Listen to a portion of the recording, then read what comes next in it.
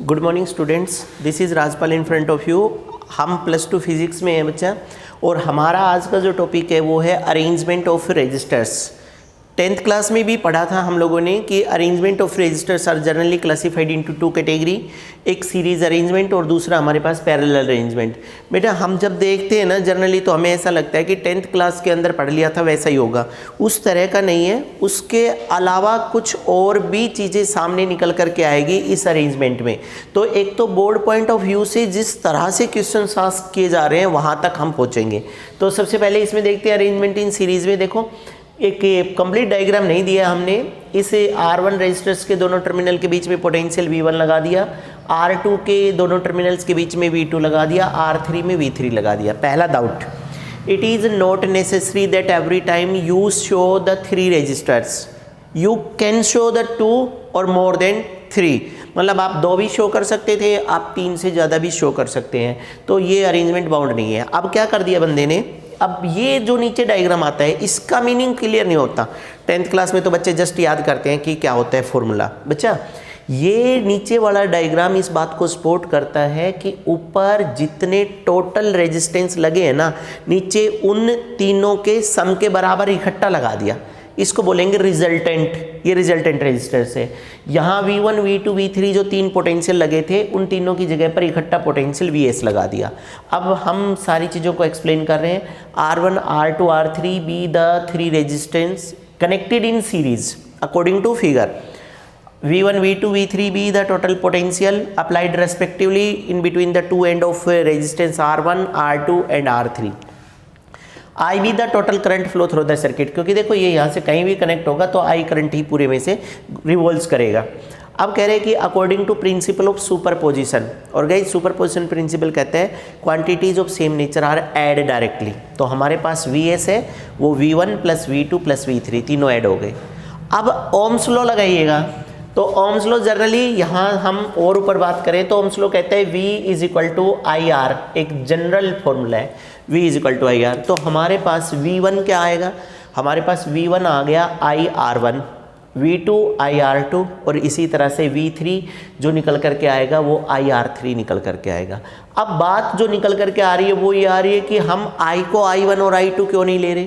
तो साफ साफ डायग्राम में दिख रहा है कि अगर I करंट यहाँ एंटर कर रहा है तो बच्चा यहाँ और लास्ट में I करंट ही जाएगा। It means current remains constant, और जो चीज़ें कांस्टेंट है हम उनको शो नहीं करते। इट मीन्स इसका मतलब I करंट हमारे पास आ रहा है तो हमने बोल दिया V1 is equal to I R1, V2 is equal to I R2 आ गया। अब जो टोटल पोटेंशियल है फॉर्मूला 1 के अंदर, फॉर्मूला 1 के अंदर आप वैल्यू रखिएगा तो Vs की वैल्यू यहाँ पर आ गई आई RS, और V1 की आ गई आई R1, V2 की आई R2 और V3 की आई R3। अब इधर से I मैंने I को कॉमन ले दिया, इधर I है, इस I से ये I कैंसिल हो गया तो हमारे पास RS is equal to R1 plus R2 plus R3 आ गया। बच्चा इतना आने के बाद अब आपको क्या करना है, आपको डेफिनेशंस देनी है arrangement of resistance in series की। तो पहली एक डेफिनेशन सुनना, series arrangement is that arrangement in which 2 or more than 2 resistors are joined end to end। Simple है, दोबारा से सुनिएगा। The arrangement in which 2 or more than 2 resistors are connected end to end। बिल्कुल and to and, ऐसे मेरे हाथ 2 यहाँ है, ये कोई पकड़ करके और आगे और वो पकड़ करके कोई और आगे अगर जाता है then that arrangement is called as series arrangement. एक दोबारा अगर इसी चीज़ को और बोला जाए तो हम बोलेंगे, पहले हिंदी में समझिएगा, एक ऐसा अरेंजमेंट जिसमें पहले रेजिस्टेंस का सेकंड एंड सेकंड रेजिस्टेंस के फर्स्ट एंड से ज्वाइन करे और फिर सब आगे इसी तरह से जुड़ते हुए चले जाए। That means the arrangement in which the second end of first resistor connected with the first end of second register and so on, then that type of arrangement are also known as arrangement of resistance in series। उसके बाद हमारे पास आ गया last में RS। तो guys यहाँ आ गया RS, तो RS में आया RS is equal to R1 plus R2 plus R3। इसके लिए क्या बोलेंगे, अब बोला जाएगा दैट लास्ट में thus the total resistance in series is numerically equal to sum of resistance of individual registers. जितने भी रजिस्टर्स हैं सबका सम कर दीजिएगा, टोटल RS आ जाएगा। जो ये स्टार रेटिंग का है गाइज ये पूछता है, न्यूमेरिकल्स आएगा या फिर इस तरह का रीजनिंग का क्वेश्चन देखो, in series arrangement the total resistance is always longer than that of the longest one या larger than that of the largest one. बहुत इंपॉर्टेंट है, वैसे देखा जाए तो बहुत ईजी क्वेश्चन है। ये कह रहा है कि सीरीज अरेंजमेंट में जो लास्ट आंसर आता है वो सबसे बड़े रजिस्टर से भी बड़ा आएगा। तो गाइस आएगा ही। एक एग्जांपल दिया है कि सपोज हमारे पास 3 रजिस्टर्स है, 10 ओम, 20 ओम और 30 ओम। 10, 20 और 30 के 3 रजिस्टर थे, तो 10, 20 और 30 के अगर 3 थे तो RS लगाओ, सीरीज़ लगाओ, तो सीरीज़ में आएगा 10 + 20 + 30, तो 30 और 20 50 और 10 60, तो हमारे पास टोटल आ गया 60। जबकि हमारे पास सबसे बड़ा था 30, इसलिए कहा जा रहा है कि सबसे बड़े से भी बड़ा आएगा। अच्छा, अब गाइज यही क्वेश्चन अगर बोर्ड में आता है तो अब कई बार मन में ये बात आती है कि हम क्या करेंगे और कैसे करेंगे। ज़रूरी नहीं है कि 10, 20 और 30 आपको दें। अगर दे दें फिर कहे कि प्रूव करो you are provided the 3 registers like 10, 20 and 30 and prove that the resultant registers are comes out to be larger than that of the largest one, सबसे बड़ा आएगा तो तो आप इनको ऐड करके निकाल देंगे। अगर आपसे कहा जाए कि आप प्रूव करो तो फिर उसके लिए आपको क्या करना, अपनी मर्जी से कोई भी 2 या 3 रजिस्टर अज्यूम कर ले और टोटल निकाल करके दिखा दें। अब आते हैं इस सेकेंड पे, ये देखिएगा हमारे पास R1, R2, R3 3 रजिस्टर्स हैं। यहाँ से सोर्स दे दिया, सोर्स से I करंट गया, A पॉइंट तक I करंट था, यहाँ आकर के ये I1 में, ये I2 में, ये I3 में बट गया। लिखना है आपको I1 be the current which is pass through the register R1, I2 be the current pass through the register R2, I3 be the current which pass through the register R3। इधर से I1 आया, इधर से I2 और इधर से I3, तो वापस I आ गया। कई बार एक क्वेश्चन आया है 1 मार्क्स में बोर्ड में कि justify that in case of parallel arrangement connectivity of the circuit is valid. बच्चा ध्यान से सुनो, कह रहे कि in case of parallel arrangement connectivity of the circuit is exist there. आपको ये बताना है कि सर्किट की कनेक्टिविटी है।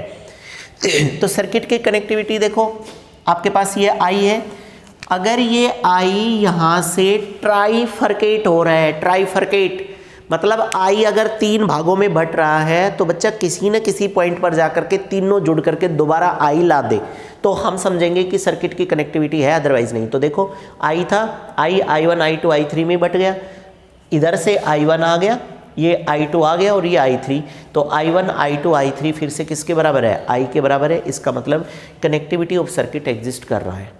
उसके बाद सारा सब कुछ बताने के बाद हमने क्या किया, इन तीनों के रिजल्ट के बराबर RP यहाँ लगा दिया और इन दोनों के टर्मिनल्स के बीच में जो पोटेंशियल होगा then that is the VP और करंट इसके अंदर से टोटल I फ्लो हो रहा है। तो गाइस जर्नल V जो इन दोनों के बीच में आएगा वो IRP और V जर्नली ओम्स लॉ के अकॉर्डिंग IR होता है। I1 को अगर कहीं बात करेंगे तो V/R1, I2 V/R2, I3 V/R3। Now again the doubt is create their कि V को चेंज क्यों नहीं किया। तो गाइज यहाँ सर्किट के अंदर शो किया गया है इस तरह से, इसका मतलब पूरे सर्किट के टर्मिनल्स के या एंड के बीच में V पोटेंशियल ही अप्लाइड है। अब क्वेश्चंस आपके सामने है, दोबारा से फिर 1 मार्क्स का क्वेश्चन यहाँ पर देखिएगा।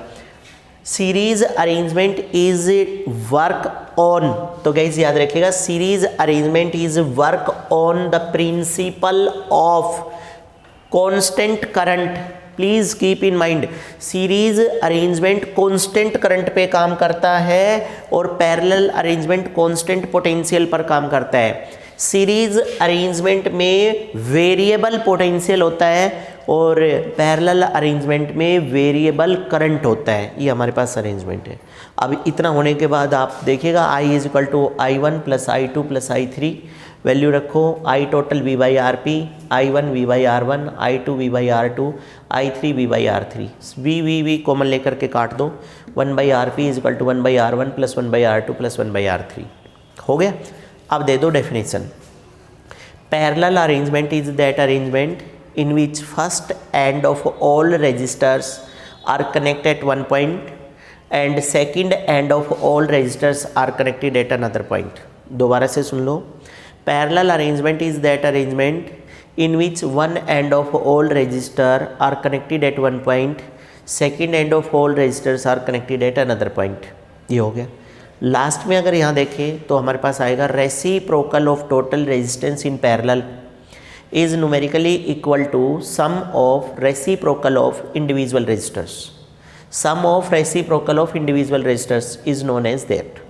अब हमारे पास गाइस एक बात निकल करके आती है, यहाँ पहले की तरह से total resistance in parallel is smaller than that of the smallest one. Parallel में टोटल रेजिस्टेंस सबसे छोटे से भी छोटा आता है।